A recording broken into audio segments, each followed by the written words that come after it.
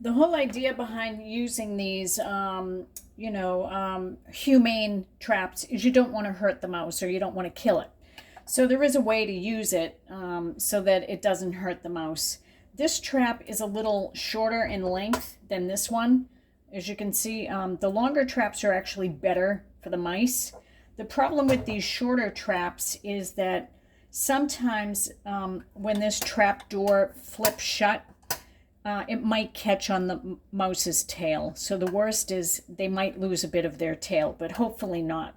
But this is the trap end, if you want to call it that.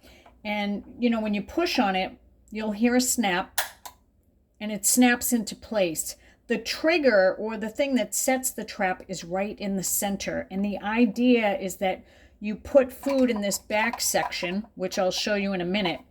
The mouse crawls in the opening, and then in the center, their body weight will trigger the mechanism. Whoops, it's hard to do with two hands. And then the cover this end will close again, trapping the mouse in there.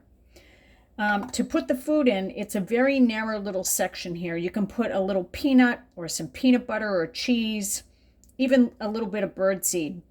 And then there's this cover here.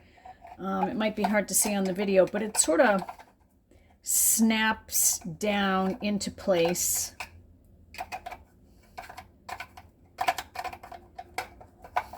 And you may have to like squeeze a little, on the sides here simultaneously. Sometimes it can be a little tricky to get that end on or off, but you have to sort of press at the same time you're pulling this cover. Yeah. Okay, now it's up again. But yeah, the food goes in there, then you put the cover. If you are using this in the summertime, I'm not sure if it's outdoors or indoors, you're using it. Well, either way, it's really important. You need to check this every single day for mice, because the last thing you want is for the poor mouse to be stuck in here, and then it literally suffocates or starves to death. So you have to check it every day. And then the idea is that you bring it to the woods or a park that has a lot of trees and shrubs. They recommend, mice apparently have very good sense of smell. And if you release them just outside your home, they're typically going to return inside your home or your garden or wherever you initially caught them. So the recommendation is that you take them at least 1 mile away from your home, so they won't try and find their way back to your home.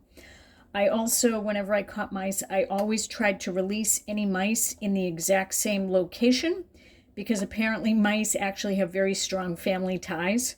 So I tried to keep the family all together. So again, you set it by pressing down. The food is in the back here. The mice will go in, and when their body weight is in the middle, it will close up again, trapping the mouse. They recommend you clean this, periodically with a light bleach solution. This larger trap, the cover is in the center here, and it easily pops on and off. So you drop some food in the middle there. This, similar to the other one, this one actually has 2 trap ends that you press down. The other model only has 1 trap end, so it's just not as effective. Now, right now, this other trap end is not staying stuck, as you can see. But sometimes that happens because a little bit of food gets stuck somewhere in here, and then the mechanisms aren't working. But again, if I press in the middle here, where a mouse would typically be in the middle, watch what happens. Did you see the door snap shut? So I'm going to do it again.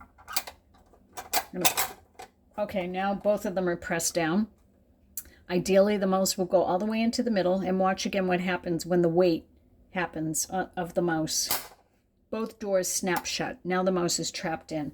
These longer traps, again, are better because there's less chance that their tail is going to be stuck at either end, because they have a lot more room to walk.